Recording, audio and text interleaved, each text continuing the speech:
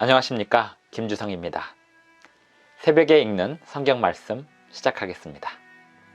오늘 아침 읽을 말씀은 역대상 12장입니다. 제목은 지파별 다윗의 용사들. 성경에서 역대상 12장에서만 발견할 수 있는 다윗의 용사들이 있습니다. 사울 왕의 때에 다윗을 따르기로 선택한 용사들은 반역자라는 오명을 각오해야 했습니다. 심지어 사울 왕의 지파인 베냐민 지파에서도 다윗을 따르기로 선택한 용사들이 있었습니다.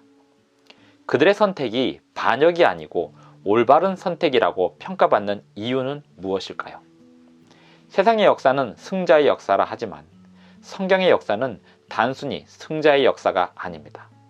승자의 역사가 아니라 순종하는 자의 역사입니다. 새벽에 읽는 성경 말씀 제385화. 오늘은 1월 22일 토요일입니다. 역대상 12장을 읽겠습니다. 역대상 12장 1절부터 40절까지 읽겠습니다. 다윗이 기스의 아들 사울로 말미암아 시글락에 숨어 있을 때에 그에게 와서 싸움을 도운 용사 중에 든 자가 있었으니 그들은 활을 가지며 좌우 손을 놀려 물매도 던지며 화살도 쏘는 자요 베냐민 지파 사울의 동족인데 그 이름은 이러하니라. 그 우두머리는 아히에셀이요 다음은 요아스이니 기브아 사람 스마아의 두 아들이요 또 아스마웨스의 아들 여시엘과 벨렛과 또 브라가와 아나돗 사람 예후와 기브온 사람 곧 30명 중에 용사요 30명의 우두머리가 된 이스마야이며 또 예레미야와 야하시엘과 요하난과 그데라 사람 요사밧과 엘루세와 여리못과 부아랴와 스마랴와 하룹 사람 스바디아와 고라 사람들 엘가나와 이시야와 아사렐과 요에셀과 야소부암이며 그돌 사람 여로함의 아들 요엘라와 스바디아더라. 갓 사람 중에서 광야에 있는 요새에 이르러 다윗에게 돌아온 자가 있었으니 다 용사요 싸움에 익숙하여 방패와 창을 능히 쓰는 자라. 그의 얼굴은 사자 같고 빠르기는 산의 사슴 같으니 그 우두머리는 에셀이요 둘째는 오바댜요 셋째는 엘리압이요 넷째는 미스만나요 다섯째는 예레미야요 여섯째는 앗대요 일곱째는 엘리엘이요 여덟째는 요하난이요 아홉째는 엘사밧이요 열째는 예레미야요 열한째는 막반네라. 이 갓자손이 군대 지휘관이 되어 그 작은 자는 백부장이요 그 큰 자는 천부장이더니 정월에 요단강 물이 모든 언덕에 넘칠 때에 이 무리가 강물을 건너서 골짜기에 있는 모든 자에게 동서로 도망하게 하였더라. 베냐민과 유다 자손 중에서 요새에 이르러 다윗에게 나오매 다윗이 나가서 맞아 그들에게 말하여 이르되 만일 너희가 평화로이 내게 와서 나를 돕고자 하면 내 마음이 너희 마음과 하나가 되려니와 만일 너희가 나를 속여 내 대적에게 넘기고자 하면 내 손에 불의함이 없으니 우리 조상들의 하나님이 감찰하시고 책망하시기를 원하노라 하매 그때 성령이 30명의 우두머리 아마셀을 감싸시니 이르되 다윗이여 우리가 당신에게 속하겠고 이새의 아들이여 우리가 당신과 함께 있으리니 원하건대 평안하소서. 당신도 평안하고 당신을 돕는 자에게도 평안이 있을지니 이는 당신의 하나님이 당신을 도우심이니이다 한지라. 다윗이 그들을 받아들여 군대 지휘관을 삼았더라. 다윗이 전에 블레셋 사람들과 함께 가서 사울을 치려할 때에 므낫세 지파에서 두어 사람이 다윗에게 돌아왔으나 다윗 등이 블레셋 사람들을 돕지 못하였음은 블레셋 사람들의 방백이 서로 의논하고 보내며 이르기를 그가 그의 왕 사울에게로 돌아가리니 우리 머리가 위태할까 하노라 함이라. 다윗이 시글락으로 갈 때에 므낫세 지파에서 그에게로 돌아온 자는 아드나와 요사밧과 여디아엘과 미가엘과 요사밧과 엘리후와 실르데이니 다 므낫세의 천부장이라. 이 무리가 다윗을 도와 도둑대를 쳤으니 그들은 다 큰 용사요 군대 지휘관이 되었더라. 그때 사람이 날마다 다윗에게로 돌아와서 돕고자 하매 큰 군대를 이루어 하나님의 군대와 같았더라. 싸움을 준비한 군대 지휘관들이 헤브론에 이르러 다윗에게로 나와서 여호와의 말씀대로 사울의 나라를 그에게 돌리고자 하였으니 그 수요가 이러하였더라. 유다 자손 중에서 방패와 창을 들고 싸움을 준비한 자가 6,800명이요 시므온 자손 중에서 싸움하는 큰 용사가 7,100명이요 레위 자손 중에서 4,600명이요 아론의 집 우두머리 여호야다와 그와 함께 있는 자가 3,700명이요 또 젊은 용사 사독과 그의 가문의 지휘관이 22명이요 베냐민 자손 곧 사울의 동족은 아직도 태반이나 사울의 집을 따르나 그 중에 나온 자가 3,000명이요. 에브라임 자손 중에서 가족으로서 유명한 큰 용사가 28,000명이요. 므낫세 반 지파 중에 이름이 기록된 자로서 와서 다윗을 세워 왕으로 삼으려 하는 자가 18,000명이요.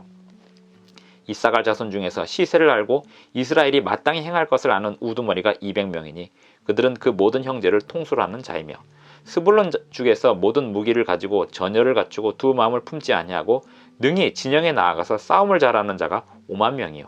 납달리 중에서 지휘관 1,000명과 방패와 창을 가지고 따르는 자가 37,000명이요. 단 자손 중에서 싸움을 잘하는 자가 28,600명이요. 아셀 중에서 능히 진영에 나가서 싸움을 잘하는 자가 40,000명이요. 요단 저편 르벤 자손과 갓 자손과 므낫세 반지파 중에서 모든 무기를 가지고 능히 싸우는 자가 120,000명이었더라. 이 모든 군사가 전열을 갖추고 다 성심으로 헤브론에 이르러 다윗을 온 이스라엘 왕으로 삼고자 하고 또 이스라엘의 남은 자도 다 한마음으로 다윗을 왕으로 삼고자 하여 무리가 거기서 다윗과 함께 사흘을 지내며 먹고 마셨으니 이는 그들의 형제가 이미 식물을 준비하였음이며 또 그들의 근처에 있는 자로부터 이사갈과 스불론과 납달리까지도 나귀와 낙타와 노새와 소에다 음식을 많이 실어왔으니 곧 밀가루 과자와 무화과 과자와 건포도와 포도주와 기름이요 소와 양도 많이 가져왔으니 이는 이스라엘 가운데에 기쁨이 있음이었더라. 역대상 1장부터 40장까지 읽었습니다. 역대상 12장에는 초반에 말씀드린 것처럼 이 장에만 나오는 다윗의 용사들의 명단이 있습니다. 지파별 명단들이 그렇습니다. 다윗이 사울 왕의 때에 사무엘에게 아무도 알지 못하게 기름 부음을 받고 자기가 왕이 될 사람임을 알았지만 그것을 드러내지 못하고 살아야 했습니다. 그런 가운데 다윗은 사울 왕을 위해서 일했고 또 군대를 위해서 일했지만 사울 왕의 시기와 질투를 받아서 사울 왕으로부터 살해 위협을 받으며 살아야 했습니다. 그러한 가운데 나라의 왕조의 정통성은 사울에게 있고 다윗은 도망자의 삶을 살았기 때문에 언제나 백성들에게 배신을 당하기 일쑤였습니다. 어느 마을에 가서 그 마을을 외적으로부터 다른 그 이방 민족들로부터 돌보는 일을 해주고 또 대신 싸움을 싸워준다 한들 그 마을 사람들이 사울 왕에게 다윗을 밀고 하는 일들을 종종 했었습니다. 사람들은 언제나 힘 있는 사람의 편입니다. 그렇기 때문에 다윗이 자기들에게 은혜를 끼쳤을지언정 사울 왕이 다윗을 잡으러 다닌다는 사실을 알았을 때 언제나 다윗을 밀고 하곤 했습니다. 그러한 때에 다윗을 찾아온 수많은 용사들이 있었습니다. 다윗에게 그 용사들의 존재가 얼마나 힘이 되었을까요?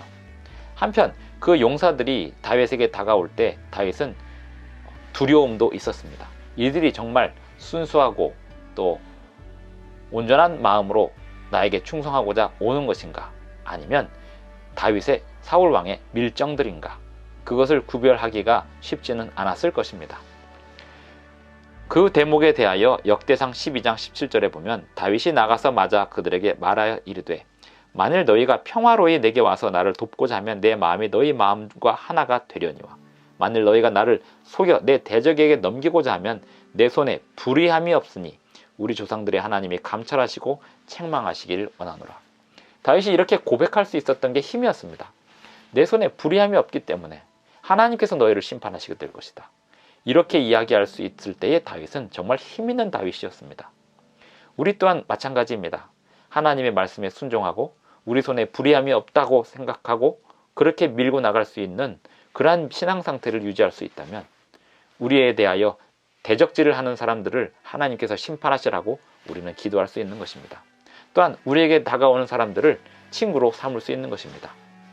18절 그때에 성령이 30명의 우두머리 아마새를 감싸시니 이르되 다윗이여 우리가 당신에게 속하겠고 이새의 아들이여 우리가 당신과 함께 있으리니 원하건대 평안하소서. 당신도 평안하고 당신을 돕는 자에게도 평안이 있을지니 이는 당신의 하나님이 다윗을 도우심이니이다 한지라. 다윗이 그들을 받아들여 군대 지휘관을 삼았더라. 성경의 역사는 승자의 역사가 아닙니다. 성경의 역사는 하나님께 순종하는 자의 역사입니다.